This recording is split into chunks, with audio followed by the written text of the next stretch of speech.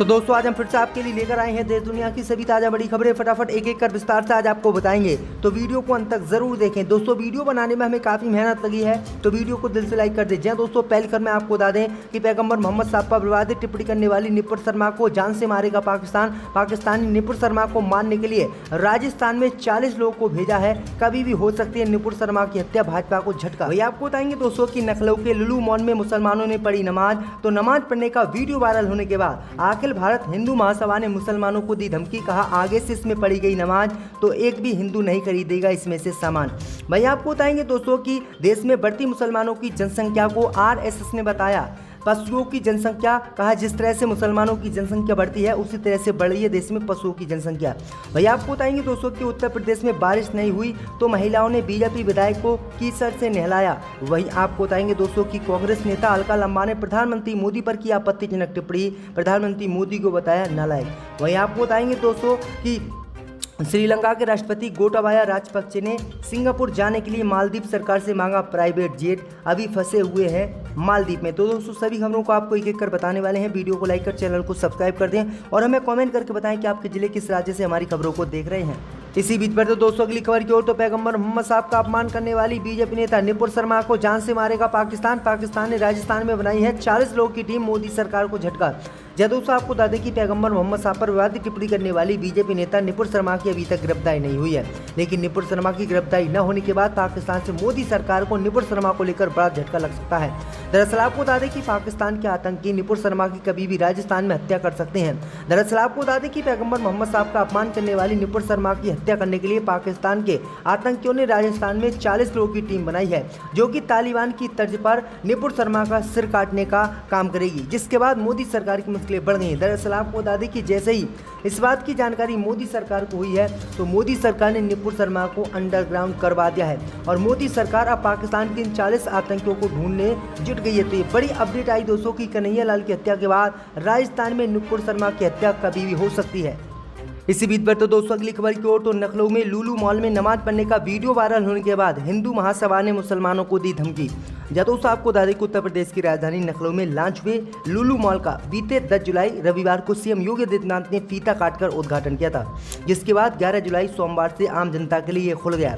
इस दिन से पब्लिक का आना शुरू हो गया। इस बीच बुधवार को मॉल का एक वीडियो सोशल मीडिया पर तेजी के साथ वायरल हुआ, जिसमें मॉल के अंदर नमाज पढ़ते नजर कुछ लोग आ रहे हैं। इस कथित वीडियो के वायरल होने के बाद अखिल भारत हिंदू महासभा ने मुसलमानों को चेतावनी दी है। दरअसल आपको बता दें कि अखिल महासभा हिंदू के प्रवक्ता शिशिर चतुर्वेदी ने कहा है कि अगर मॉल में दोबारा नमाज पढ़ी जाएगी तो वो विवश होकर मॉल में सुंदरकांड का पाठ करेंगे। उन्होंने कहा है कि मॉल को लेकर पहले ही सोशल मीडिया में चल रहा था कि यहाँ पर लव जिहाद को बढ़ावा दिया जाता है। ये मॉल कट्टर सोच रखने वाले एक धर्म के व्यक्ति का है, जिसमें काफ़ी मात्रा में काला धन का उपयोग हो रहा है। पत्र के जरिए अखिल भारतीय हिंदू महासभा ने सनातन धर्म के लोगों से मॉल का बायकॉट करने का भी निवेदन किया है।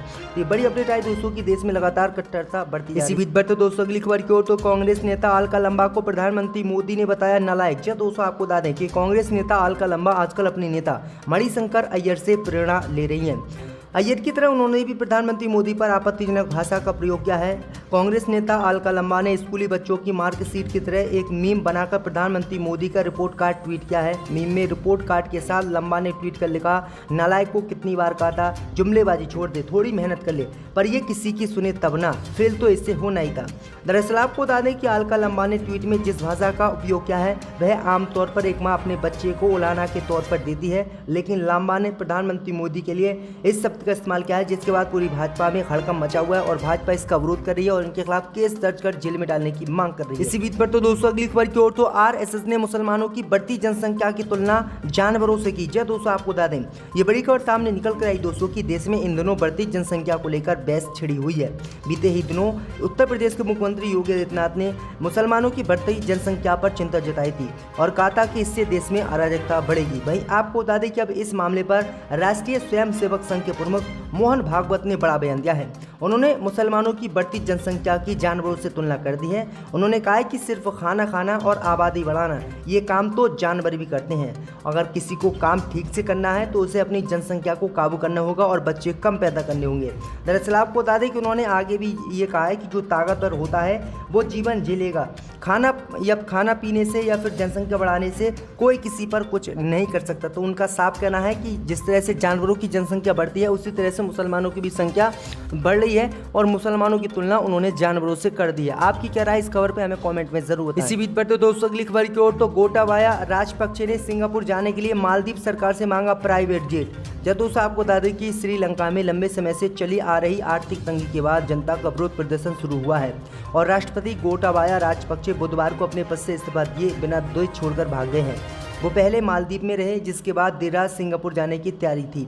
लोकल मीडिया रिपोर्ट के मुताबिक राजपक्षे ने जनता के विरोध प्रदर्शन के डर से सिंगापुर जाने के लिए मालदीव सरकार से प्राइवेट जेट की मांग की। गोटाबाया राजपक्षे अभी भी मालदीव में हैं। वे आज देर रात सिंगापुर जाने वाले थे लेकिन उन्होंने फ्लाइट छोड़ दी और प्राइवेट जेट की मांग के बाद रुके हुए थे। तो ये बड़ी अपडेट आ रही दोस्तों, क्योंकि पूरे देश को बर्बाद करके अब इन्होंने देश छोड़ दिया है। इसी बीच पर तो दोस्तों अगली खबर की ओर तो तुर्की ने पकड़ी रूस की चोरी, पुतिन पर लग रहे हैं गंभीर आरोप। जहां दोस्तों आपको बता दें कि रूस और यूक्रेन के बीच बीते कई महीनों से चल रहे युद्ध के बीच रूस पर यूक्रेन का अनाज चोरी कर बेचने के आरोप लगते रहे हैं। इन आरोपों के बीच तुर्की ने रूस का एक जहाज भी डिटेन किया है जिसमें यूक्रेन का गेहूं भरा हुआ था। रूस के जहाज जीबैक जोली को पिछले हफ्ते तुर्की ने डिटेन किया। इसमें 7,000 टन गेहूं भरा हुआ था। यूक्रेन का आरोप है कि रूस उसका गेहूं चोरी कर ले जा रहा था। यूक्रेन सरकार में सलाहकार एंटन ने टेलीग्राम पोस्ट में इस मामले पर चर्चा की। उन्होंने इस दौरान तुर्की में यूक्रेन के राजदूत का हवाला भी दिया। तो ये बड़ी अपडेट आई दोस्तों कि तुर्की ने ये बड़ा काम यूक्रेन के समर्थन में किया है और रूस जो गेहूं चोरी करके यूक्रेन का दुनिया भर के देशों में बेच रहा है उसको पकड़ा है। इसी बीच में तो दोस्तों अगली खबर की ओर तो कांग्रेस ने सरकार पर न्यायाधीशों में हस्तक्षेप करने, धमकाने, प्रभाव जमाने का लगाया आरोप। दोस्तों आपको बता दें कि कांग्रेस पार्टी ने सरकार पर न्यायपालिका के प्रति उसके दृष्टिकोण को लेकर निशाना साधा और आरोप लगाया है कि हस्तक्षेप, धमकाने और प्रभाव जमाने तथा लोकतंत्र के महत्वपूर्ण स्तंभों को नुकसान पहुंचाने और अधीन करने का प्रयास किया जा रहा है। कांग्रेस प्रवक्ता अभिषेक सिंघवी ने एक संवाददाता सम्मेलन में कहा कि ये दुर्भाग्य से इस सरकार के प्रतीक चिन्ह बन गए हैं जो निंदनीय है। उन्होंने संवाददाताओं से कहा कि न्यायपालिका के प्रति मोदी सरकार के दृष्टिकोण से प्रभाव जमाने, हस्तक्षेप और डराने धमकाने की बू आती है। साथ ही इस सरकार में सत्ताधारी दल पर समान रूप न्यायपालिका को नुकसान पहुंचाने, अधीन करने का प्रयास करने के आरोप लगाए जाते हैं। ये घातक, संयोजक, निंदनीय है। तो ये बड़ी अपडेट आ रही दोस्तों, क्योंकि बीजेपी लगातार न्यायाधीशों को अपने पक्ष में फैसला सुनाने के लिए प्रताड़ित कर रही है। इसी बीच पर तो दोस्तों अगली खबर की ओर तो यूपी में बारिश नहीं हुई तो महिलाओं ने बीजेपी एमएलए को कीचड़ से नहलाया। दोस्तों आपको बता दें कि उत्तर प्रदेश के महाराजगंज जिले में बारिश न होने की वजह से किसान परेशान हैं। ऐसी मान्यता है कि किसी व्यक्ति पर कीचड़ फेंकने से या उसे नहलाने से इंद्र भगवान प्रसन्न हो जाते हैं और फिर वर्षा होती है। ऐसे ही टोटके को आजमाने के लिए शहर के पिपर देउरा क्षेत्र की महिलाओं ने सदर एमएलए जय मंगल कनौजिया और नगर पालिका अध्यक्ष कृष्ण गोपाल जायसवाल को मंगलवार रात कीचड़ से नहला दिया। इसको लेकर महिलाओं ने कहा है कि अब इंद्र भगवान प्रसन्न होंगे और वर्षा होगी। वहीं सदर एमएलए जय मंगल कनौजिया ने कीचड़ से नहलाए जाने के बाद कहा कि भीषण गर्मी में सभी लोग परेशान हैं। उन्होंने कहा है कि बारिश न होने की वजह से रोपाई सूख रही है। पुरानी परंपरा रही है कि कीचड़ से किसी को नहलाने पर इंद्र भगवान खुश हो जाएंगे और वर्षा होगी, लेकिन आपको बता दें इनको नहला दिया गया लेकिन बारिश फिर भी नहीं हुई। तो ये बड़ी अपडेट आ रही दोस्तों कि बीजेपी के विधायक गोबर कीचड़ में लेटने के लिए तैयार हैं लेकिन बारिश फिर भी नहीं हो रही है।